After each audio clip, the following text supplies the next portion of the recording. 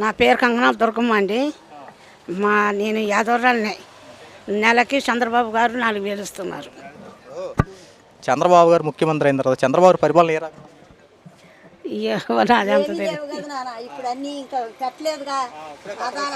ఇప్పుడే కొత్త కార్డులు వచ్చినాయి, ఈ వ్యర్థం అని అన్నారు కానీ ఇప్పటికీ ఏమీ వ్యర్థం లేదు. అంతలోకి గాలి దుమ్ములు వచ్చినాయిగా అటు తిరుగుతున్నారు. ఇక ఎన్ని అయినాక మరి చూస్తారు.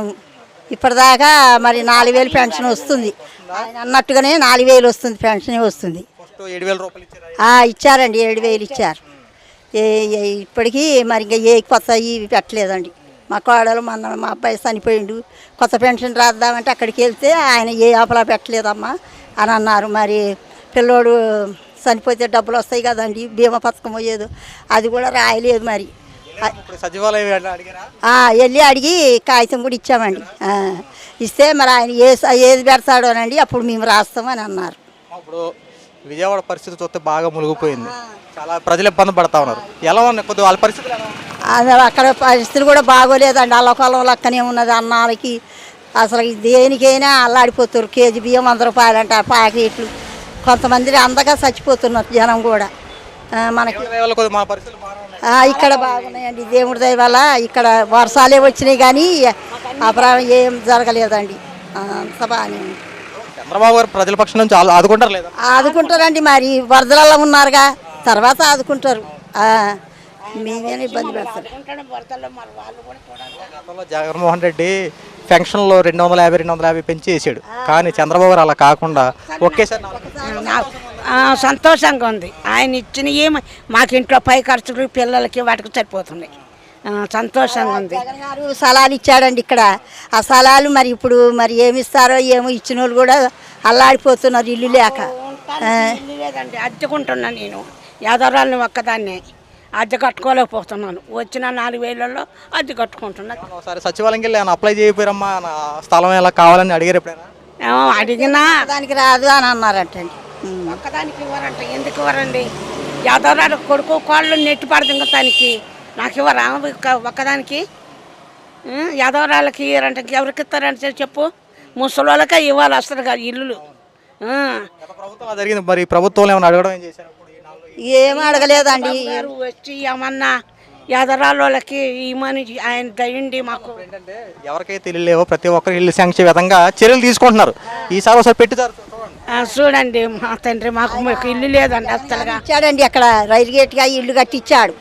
వీళ్ళు ఇక్కడ రాశారండి, ఇక్కడ ఇచ్చారు వంచనకాయ పక్క మట్టి. ఆ స్థలాలే ఇంకా యాపలో చేయలేదు. పట్టాలు కూడా వచ్చినాయి, కొందరికి వచ్చినాయి.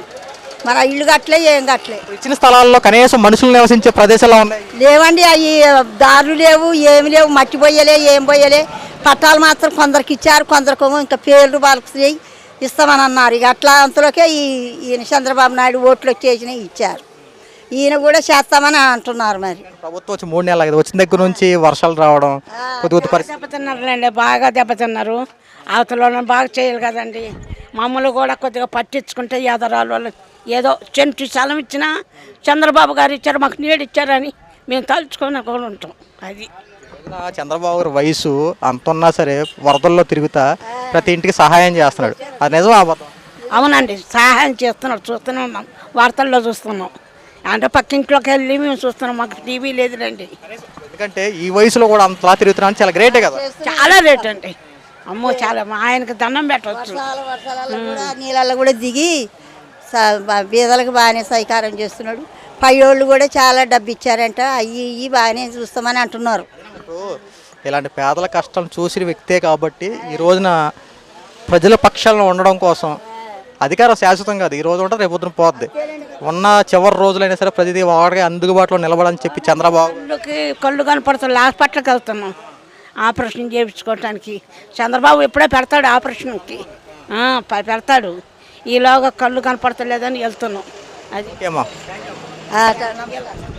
బాబాయ్ నమస్తే, మీ పేరు? ఇప్పుడు కూటమి ప్రభుత్వం అధికారంలోకి వచ్చింది, చంద్రబాబు నాయుడు గారు ముఖ్యమంత్రి అయ్యారు. చంద్రబాబు పరిపాలన ఏ రకంగా ఉంది? ఉండి పరిపాలన కొత్తగా ఉన్నది కదా, చాలా చూడవచ్చు అనొచ్చు. పెన్షన్లు పెంచారు కదా, 3,000 రూపాయలు 4,000 చేశారు. అంతేనా? అంతే 4,000 వచ్చింది, ఒకసారి 7,000 వచ్చింది, అంతుంది. విజయవాడలో మూలిగిపోయిన ప్రాంతాలన్నీ చంద్రబాబు గారు ఆదుకుంటున్నారా? ఆదుకుంటున్నారండి. ఏం చేస్తాం, ఆయన చూస్తున్నాడు మీద నుంచి మేము కింద నుంచి.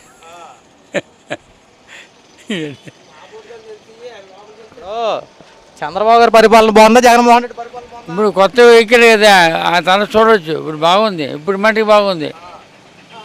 పరిస్థితులు అన్నీ బాగున్నాయా? ఆ, సమస్యలు అన్నీ తీరుస్తున్నారా? ఇప్పుడు తీరుస్తున్నాం. అప్పుడు ఏటి వద్దు. బాబాయ్ నమస్తే అండి, మీ పేరు?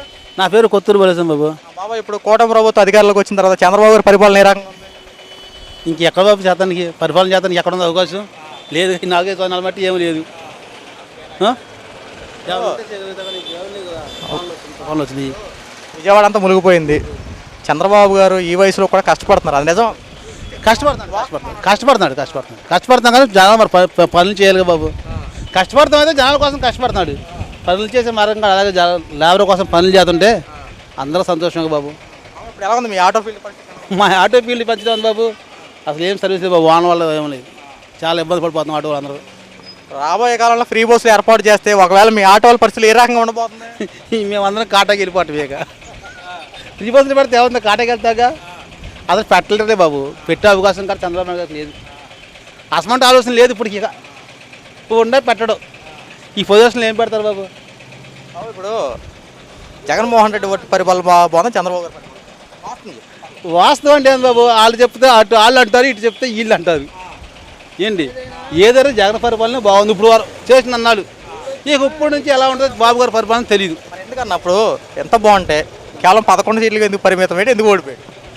జగన్ గారు ఓడిపోయింది బాబు, కావాలని నియమంలో అది చేశారు అంతే. ఆ జగన్ గారును ఓడిపోవడం లేదు, గెలిపి జగన్ గారిదే. ఈ ఎమ్మలు మాత్రం వాళ్ళకి వెళ్ళినాయి. ఆ ఎల్లెళ్ళియో వాళ్ళకే తెలుసు. సీఎం మన మాజీ సీఎం జగన్ గారికి తెలుసు. ఈ రోజున ఒక సామాన్య మానవుడిగా విజయవాడ పరిస్థితి చెప్పండి బాబు, ఎలా ఉంది?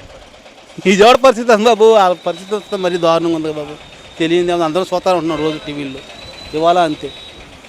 ఏంటి అంటే వాళ్ళ గురించి కొద్దిగా ప్రభుత్వం పట్టించుకునే విధానాలు ఏమైనా ఉన్నాయా, లేదంటే చేయాలి? చూంటారు నిదానంగా. ఇప్పుడైతే పట్టించుకోలేరు ఎవరైనా. ఇప్పుడు ఏం చేయలేము బాబు. ఏమైనా తగ్గిన తర్వాత ఏమైనా చేస్తారేమో పని. ఇప్పుడు చేసే సొంత ఎవరికి లేదు, చేయలేరు. పరిస్థితి ఉంది బాబు. ఆ పరిస్థితి వస్తే మరీ దారుణంగా ఉంది బాబు. తెలియదు అందరూ చూస్తూ ఉంటున్నారు రోజు టీవీల్లో. ఇవాళ అంతే.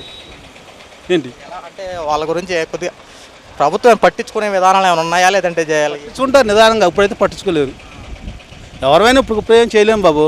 ఏమైనా తగ్గిన తర్వాత ఏమైనా చేస్తారేమో పని. ఇప్పుడు చేసే సొంత ఎవరికి లేదు, చేయలేరు.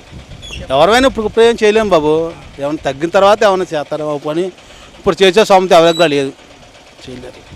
బాబాయ్ థ్యాంక్ యూ.